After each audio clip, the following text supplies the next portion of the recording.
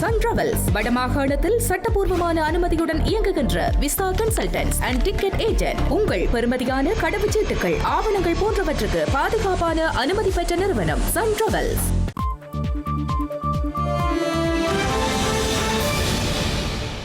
வணக்கம். இது ஐபிசி தமிழின் இரவு நேர பிரதான செய்திகள். முதலில் தலைப்புச் செய்திகள்.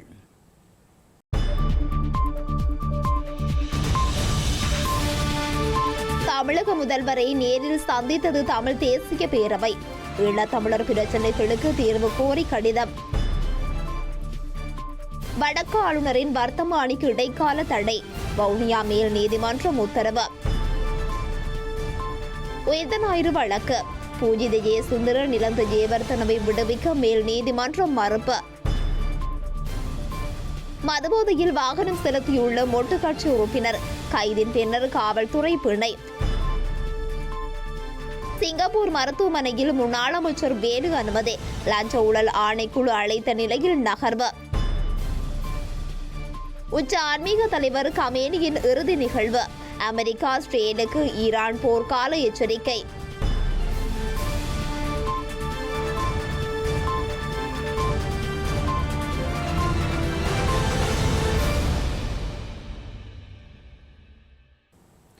இனி விரிவான செய்திகள். சென்னை தலைமைச் செயலகத்தில் தமிழக முதல்வரை தமிழ் தேசிய பேரவையின் தலைவரும் நாடாளுமன்ற உறுப்பினருமான கஜேந்திரகுமார் பொன்னம்பலம் தலைமையிலான 7 பேர் கொண்ட குழுவினர் நேரில் சந்தித்து கோரிக்கைகள் அடங்கிய எழுத்துமூல கடிதம் ஒன்றினையும் கையளித்துள்ளனர். இதன்போது ஈழத்தமிழ் மக்கள் எதிர்நோக்கும் தற்போதைய அரசியல் மற்றும் மனித உரிமைகள் சார்ந்த சவால்கள் முதலமைச்சரின் கவனத்திற்கு கொண்டு செல்லப்பட்டுள்ளன. தமிழ்நாடு முதலமைச்சருடன் நடைபெற்ற இந்த விரிவான சந்திப்பில் ஈழத்தமிழர்களின் எதிர்காலம் மற்றும் தற்போதைய வாழ்வாதாரம் சார்ந்த கோரிக்கைகள் முன்வைக்கப்பட்டுள்ளன. இலங்கையின் தற்போதைய ஒற்றையாட்சி அரசியலமைப்பு முறை ஒழிக்கப்பட்டு தமிழர் தேசத்தின் இறைமையை அங்கீகரிக்கும் வகையிலான சமஷ்டி அடிப்படையிலான அரசியல் தீர்வின் அவசியம் வலியுறுத்தப்பட்டது. ஈழத்தமிழர்களுக்கு எதிராக நிகழ்த்தப்பட்ட இனப்படுகொலை சர்வதேச ரீதியிலான சுயாதீன விசாரணை ஒன்று மேற்கொள்ளப்பட வேண்டியதன் அவசியம் குறித்து கலந்துரையாடப்பட்டது. அத்துடன் இந்திய இலங்கை கடற்தொழிலாளர்களுக்கிடையே நிலவி வரும் எல்லை தாண்டிய மீன்பிடி பிரச்சினைகளுக்கு தூர நோக்குடன் கூடிய நிலையான தீர்வை காண்பதற்கான நடவடிக்கைகள் குறித்து பேசப்பட்டுள்ளது. தமிழ்நாட்டில் தங்கியுள்ள ஈழத்தமிழ் அகதிகளின் நீண்டகால பிரச்சினைகளுக்கு தீர்வு காண்பது மற்றும் அவர்களின் நலனுரிமைகள் குறித்து கலந்துரையாடப்பட்டுள்ளது. வவுனியா மாநகர சபையின் முன்னாள் முதல்வர் சு காண்டீபனை பதவி நீக்கம் செய்து வடமாகாண ஆளுநர் வெளியிட்ட வர்த்தமானி அறிவித்தலுக்கு வவுனியா மேல் நீதிமன்றம் வரும் ஜூலை மாதம் 15ஆம் தேதி வரை இடைக்கால தடை விதித்து உத்தரவிட்டுள்ளது. நிர்வாக முறைகேடுகள் தொடர்பான விசாரணை அறிக்கையின் அடிப்படையில் வவுனியா மாநகர சபை முதல்வர் சு காண்டீபனை அவரது சபை உறுப்பினர் பதவியிலிருந்து நீக்குவதாக வடமாகாண ஆளுநர் நாகலிங்கம் வேதநாயகன் அண்மையில் அவசர வர்த்தமானி மூலம் அறிவித்திருந்தார். ஆளுநரின் இந்த தீர்மானத்தை முற்றிலும் நிராகரித்து அதற்கு சவால் விடுத்து முன்னாள் முதல்வர் காண்டீபன் தரப்பால் வவுனியா மேல் நீதிமன்றத்தில் மேல்முறையீட்டு மனு ஒன்று தாக்கல் செய்யப்பட்டது. குறித்த மனு இன்று வவுனியா மேல் நீதிமன்றத்தில் விரிவான விசாரணைக்கு எடுத்துக் கொள்ளப்பட்டது. மனுவை ஆராய்ந்த நீதிமன்றம் முன்னாள் முதல்வரை பதவி நீக்கம் செய்து ஆளுநர் வெளியிட்ட வர்த்தமானிக்கு வரும் ஜூலை 15ஆம் தேதி வரை இடைக்கால தடை விதித்து அதிரடி உத்தரவை பிறப்பித்துள்ளது.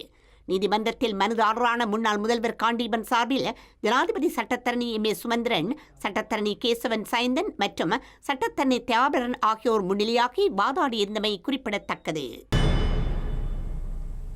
உயிர்த்த ஞாயிறு பயங்கரவாத தாக்குதல் தொடர்பான வழக்குகளின் ஆரம்பத்திலேயே தங்களை விடுவிக்குமாறு கோரி முன்னாள் காவல்துறை மா அதிபர் பூஜித ஜெயசுந்தர மற்றும் முன்னாள் சிரேஷ்ட பிரதி காவல்துறை மா அதிபர் நிலந்த ஜெயவர்தன ஆகியோர் தாக்கல் செய்த மனுக்களை குடிசார் மேன்முறையீட்டுக்கான மேல் நீதிமன்றம் நிராகரித்துள்ளது. 2019ஆம் ஆண்டு நடத்தப்பட்ட உயிர்த்த ஞாயிறு தற்கொலை குண்டு தாக்குதல்களை தடுக்க தவறியமை மற்றும் கடமை நழுவல் குற்றச்சாட்டுகளின் கீழ் தமக்கு எதிராக தாக்கல் செய்யப்பட்ட வழக்குகளின் ஆரம்பகட்டத்திலேயே தங்களை முழுமையாக விடுவிக்க வேண்டும் என இந்த இரு அதிகாரிகளும் கோரியிருந்தனர். இந்த மனுக்களை இன்று பரிசீலித்த குடிசார் மேன்முறையீட்டுக்கான மேல் நீதிமன்ற நீதிபதிகள் குழு வழக்குகளின் ஆரம்பத்திலேயே இவர்களை விடுவிக்க முடியாது என கூறி இவர்களது கோரிக்கைகளை முற்றாக நிராகரித்து உத்தரவிட்டுள்ளது. மதுபோதையில் மகிழுந்து செலுத்திய குற்றச்சாட்டின் கீழ் கம்பாந்தோட்டை மாநகர சபையின் பிரதி முதல்வர் காவல்துறையினரால் அதிரடியாக கைது செய்யப்பட்ட பின்னர் காவல்துறை பிணையில் விடுவிக்கப்பட்டுள்ளார். ஐக்கிய மக்கள் சக்தியின் அதிகாரத்தில் உள்ள மாநகர சபையில் பொதுஜன பெரமுன கட்சியின் சார்பில் பிரதி முதல்வராக பதவி வகித்தவரே கைதாகியுள்ளார். ஹம்பாந்தோட்டை பகுதியில் வீதி சோதனையில் ஈடுபட்டிருந்த 2 காவல்துறை அதிகாரிகள் மகிழுந்தை நிறுத்தி சோதனை மேற்கொண்டுள்ளனர். இதன்போது சாரதி மதுபோதையில் இருப்பது உறுதி செய்யப்பட்டுள்ளது. இதனையடுத்து முன்னெடுக்கப்பட்ட விசாரணையில் அவர் ஹம்பாந்தோட்டை மாநகர சபையின் பிரதி முதல்வர் என்பதும் தெரியவந்துள்ளது. இவர் ஹம்பாந்தோட்டை மாநகர சபையில் அதிகாரம் கொண்டுள்ள ஐக்கிய மக்கள் சக்தியை பிரதிநிதித்துவப்படுத்தும் ஸ்ரீலங்கா போஜன பெரமுனவின் உறுப்பினர் என்பதும் தெரியவந்துள்ளது. இதனையடுத்து சந்தேக நபர் காவல்துறை பிணையில் விடுவிக்கப்பட்டுள்ளதுடன் 9ஆம் தேதி ஹம்பாந்தோட்டை நீதவான் நீதிமன்றத்தில் முன்னிலைப்படுத்தப்பட உள்ளார். மாத்தளை நகரிலிருந்து கொழும்பு நோக்கி பயணிகளை ஏற்றிச் சென்ற தனியார் பேருந்தின் சாரதி செல்லுபடியாகும் சாரதி அனுமதி பத்திரமின்றியும் மதுபோதையில் வாகனம் செலுத்திய குற்றச்சாட்டிலும் கைது செய்யப்பட்டுள்ளார். குறித்த சம்பவம் தொடர்பில் கைது செய்யப்பட்ட சாரதியிடம் பேராதனிய போக்குவரத்து காவல்துறையினர் மேலதிக விசாரணைகளை மேற்கொண்டு வருகின்றனர்.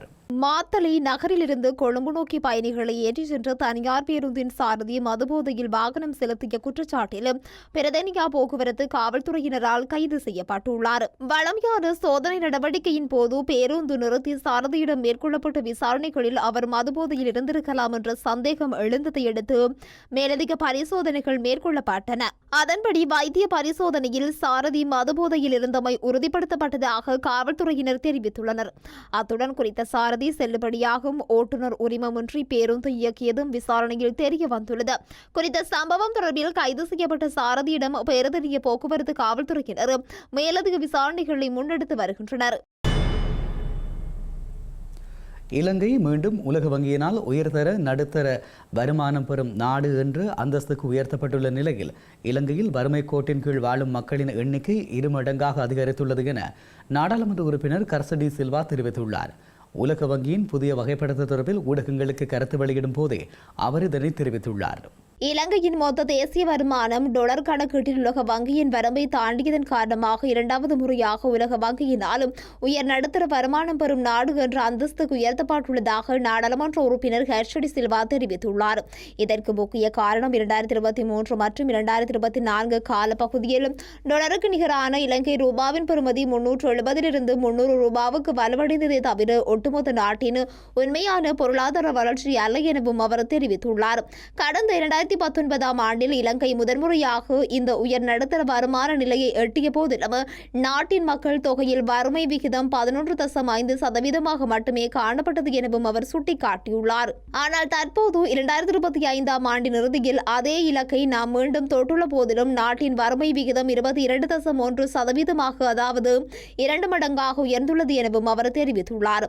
அது மட்டுமன்றி உலக வங்கியின் உத்தியோகபூர்வ அறிக்கையின் பிரகாரம் 2019ஆம் ஆண்டுடன் ஒப்பிடுகையில் நாட்டில் போதிய உணவு பாதுகாப்பு இல்லாத ஏழை மக்களின் எண்ணிக்கை தற்போது 3 மடங்காக அதிகரித்துள்ளது என்ற அதிர்ச்சியூட்டும் உண்மையும் வெளிவந்துள்ளது எனவும் அவர் சுட்டிக்காட்டியுள்ளார்.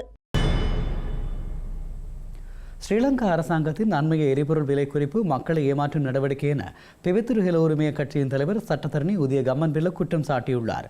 பிவித்துரு ஹெல உரிமைய கட்சியின் தலைமையகத்தில் நடைபெற்ற செய்தியாளர் சந்திப்பில் கருத்து தெரிவிக்கும் போதே அவர் இவ்வாறு குறிப்பிட்டுள்ளார். ஈரான் போர் தொடங்கிய காலத்தில் ஒரு கொள்கலன் மசகு எண்ணெயின் விலை 72.87 அமெரிக்க டாலராக இருந்த நிலையில் ஜூன் மாதம் 29ஆம் தேதி அது 72.55 டாலராக குறைந்திருந்ததாக உதயகம்மன் விலை தெரிவித்துள்ளார். இந்த நிலையில் போருக்கு முன்பிருந்த விலையிலோ அல்லது அதைவிட குறைவான விலையிலோ எரிபொருளை வழங்க அரசாங்கத்தால் முடியும் எனவும் உதயகம்மன் விலை தெரிவித்துள்ளார். போருக்கு முன்பு 293 ரூபாவாக இருந்த ஒக்டேன் 92 பெட்ரோலின் விலை தற்போது 414 ரூபாவாக இருப்பதாகவும் அது மேலும் 131 ரூபாவால் குறைக்கப்பட வேண்டும் எனவும் அவர் கணக்கிட்டு காட்டியுள்ளார்.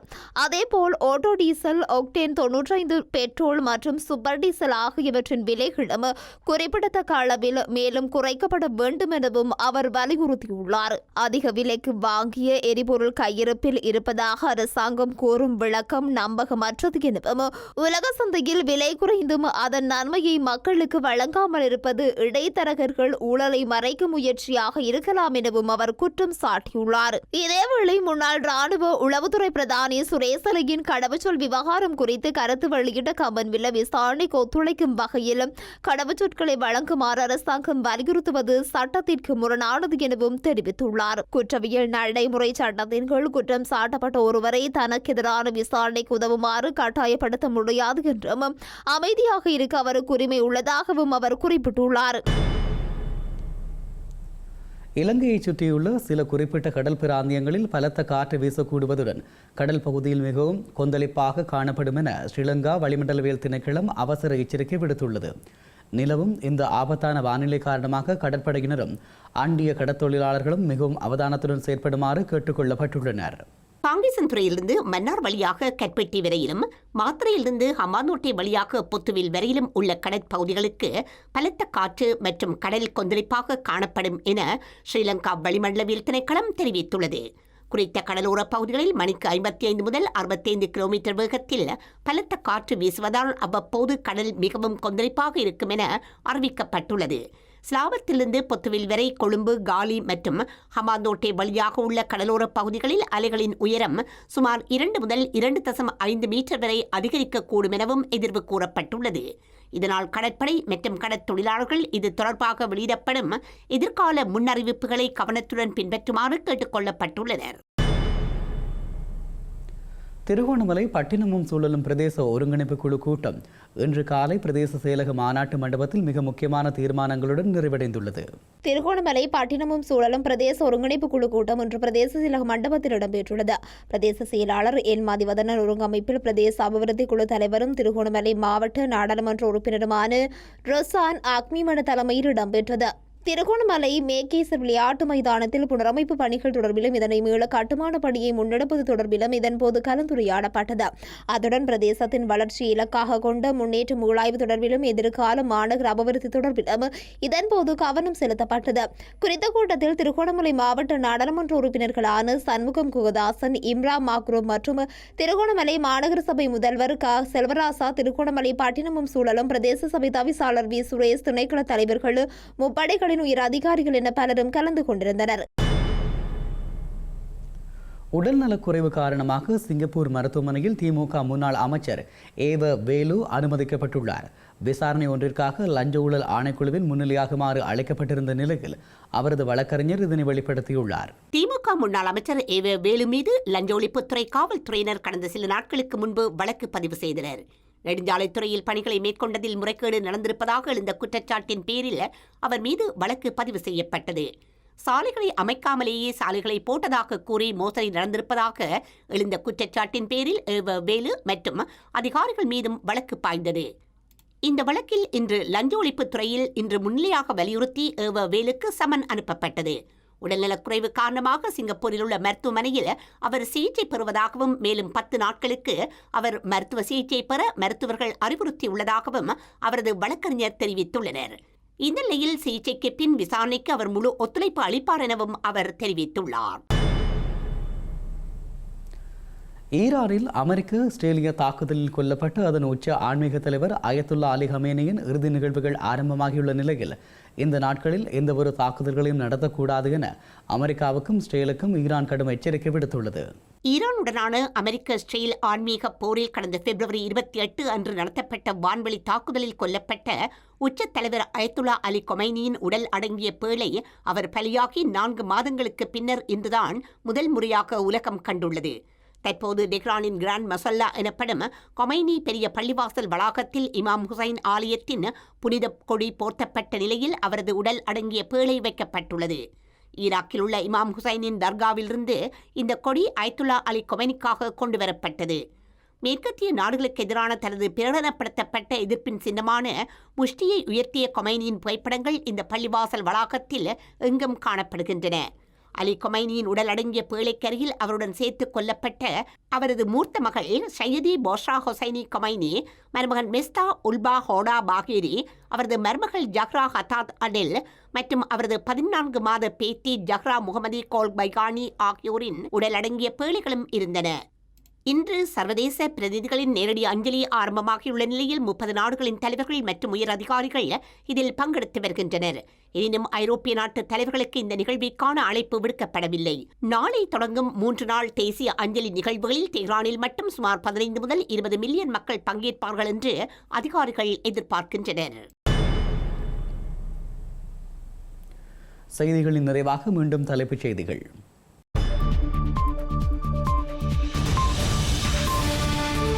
தமிழக முதல்வரை நேரில் சந்தித்தது தமிழ் தேசிய பேரவை. ஈழத்தமிழர் பிரச்சினைகளுக்கு தீர்வு கோரி கடிதம். வடக்கு ஆளுநரின் வர்த்தமானிக்கு இடைக்கால தடை, வவுனியா மேல் நீதிமன்றம் உத்தரவு. உயிர்த்த ஞாயிறு வழக்கு, பூஜித ஜெயசுந்தர நிலந்த ஜெயவர்தனவை விடுவிக்க மேல் நீதிமன்றம் மறுப்பு. மதுபோதையில் வாகனம் செலுத்தியுள்ள மொட்டு கட்சி உறுப்பினர் கைதின் பின்னர் காவல்துறை பிணை. சிங்கப்பூர் மருத்துவமனையில் முன்னாள் அமைச்சர் வேலு அனுமதி, லஞ்ச ஊழல் ஆணைக்குழு அழைத்த நிலையில் நகர்வு. உச்ச ஆன்மீக தலைவர் கமேனியின் இறுதி நிகழ்வு, அமெரிக்கா இஸ்ரேலுக்கு ஈரான் போர்க்கால எச்சரிக்கை.